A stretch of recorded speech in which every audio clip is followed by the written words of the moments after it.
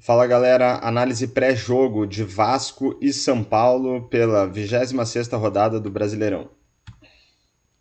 Começando pelos resultados recentes de cada uma das equipes considerando o mando de campo, o Vasco vem de 4 vitórias e uma derrota, 80% de aproveitamento, essa derrota contra o Atlético Paranaense e depois 4 vitórias seguidas, Grêmio, Atlético Mineiro, Fluminense e Coritiba. Pelo lado do São Paulo, nos últimos 10 rodadas, né, que é o que eu considero aqui, foram 4 jogos fora de casa, 3 derrotas e um empate. Derrota para Cuiabá, América Mineiro e Internacional e um empate contra o Flamengo, 8% de aproveitamento. Agora vamos olhar algumas estatísticas, né, ou as principais estatísticas de cada um desses times nesses jogos que eu comentei, né? Então aqui pelo lado do Vasco, a gente tem os números médios do Vasco nesses últimos 5 jogos e o número médio dos visitantes. Pelo lado do São Paulo, os números médios do São Paulo nesses jogos e os números médios dos mandantes desses jogos. Eu vou ressaltar aqui apenas as principais estatísticas. Se fizer sentido para você, você pode pausar o vídeo e dar uma olhada com mais calma em cada uma delas. Começando pelo Vasco, em termos de posse de bola, o Vasco jogou em média com menos posse de bola do que os adversários, né? 47 a 53. Em termos de passes decisivos, números medianos para os dois lados, e passes decisivos aqui a gente considera passes que possibilitam um chute a gol ou uma assistência para gol. Na sequência, a gente vê aqui a expectativa de assistências. O que é isso? É a capacidade que os times têm de colocar seus jogadores em condição de finalização. Não necessariamente os jogadores finalizaram, e se finalizaram, não necessariamente fizeram o gol. Mas a ideia aqui é analisar a capacidade de colocar os jogadores em condição de chute a gol.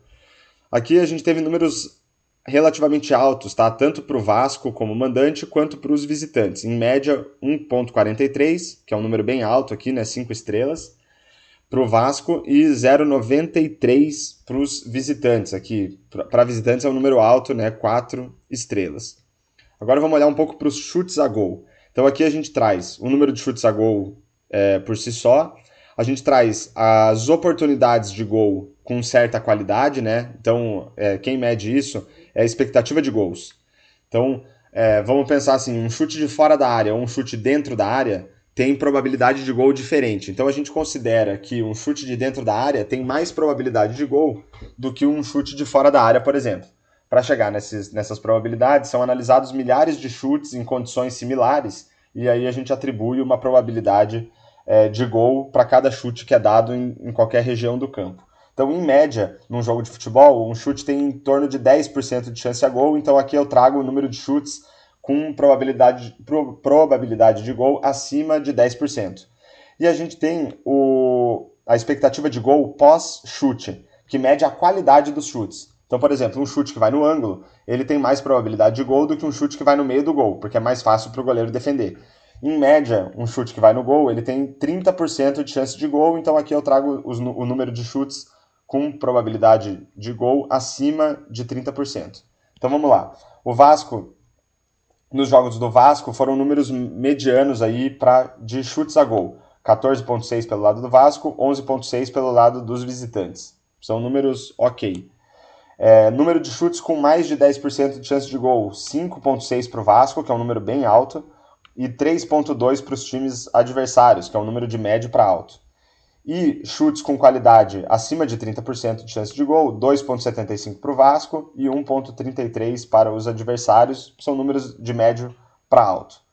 Com base nas oportunidades de gol e na qualidade dos chutes, a gente também consegue projetar placares para as partidas. Considerando as oportunidades de gol do Vasco nesses jogos, em média o Vasco teria marcado 2,13 gols, enquanto os seus adversários 1,19. Né? São números de médio para alto. Considerando a qualidade dos chutes, o placar projetado para o Vasco nesses jogos, em média, seria de 2,18 contra 1,1 para os times adversários. E o número de gols efetivamente marcado, em média, o Vasco marcou 2,2 gols nessas partidas e os adversários 1 gol. Então a gente vê aqui que, de um modo geral, o Vasco criou mais, teve chutes com mais qualidade e marcou mais gols em média que os seus adversários. Isso está bem coerente com o desempenho que o Vasco teve nesses últimos 5 jogos. Agora vamos para o lado do São Paulo. O São Paulo, em média, jogou com mais posse de bola que os seus adversários nesses jogos, tá? 62% a 38%, né? 62% para um time visitante é um número bem alto. Em termos de passes decisivos e expectativa de assistências, números medianos, tanto para o São Paulo quanto para os seus adversários, né? A gente vê aqui números com 3 estrelas. Não vou entrar nos detalhes aqui para não deixar o vídeo muito longo.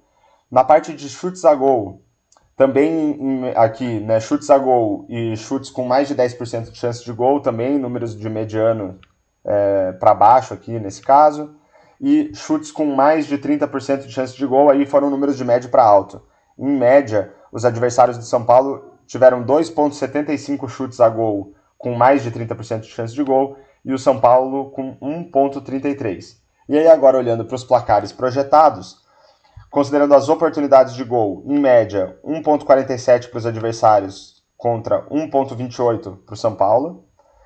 Considerando a qualidade dos chutes, 2,02 para os adversários, 1,11 para o São Paulo. E gols efetivamente marcados, em média, 1,75 pelos adversários, 1 para o São Paulo. Então aqui também, o São Paulo perde, né, em todos esses placares, o que também está coerente com aqueles 8% de aproveitamento que o São Paulo teve nessas partidas.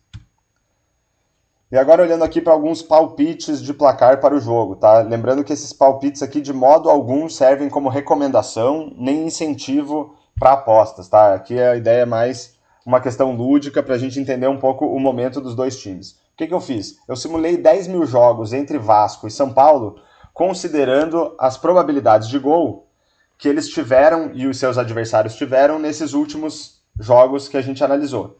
Então, eu faço uma misturança aqui desses chutes a gol e projeto vitórias, empates e derrotas para cada um desses times. Num cenário, eu considerei a qualidade das oportunidades de gol, em outro cenário, a qualidade dos chutes a gol.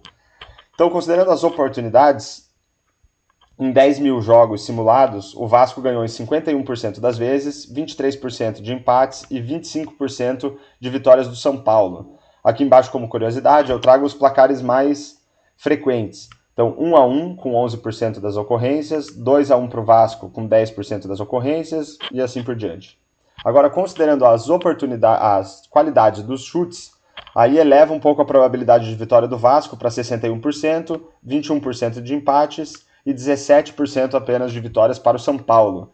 E olhando aqui os placares mais recorrentes, em 10% das vezes 2-1 para o Vasco, 9% das vezes aqui 1-1 e 2-0 para o Vasco e assim por diante. Então, assim, por essa análise aqui, a gente vê que o Vasco tem aí maior probabilidade de vitória com base aí no desempenho recente dos dois times.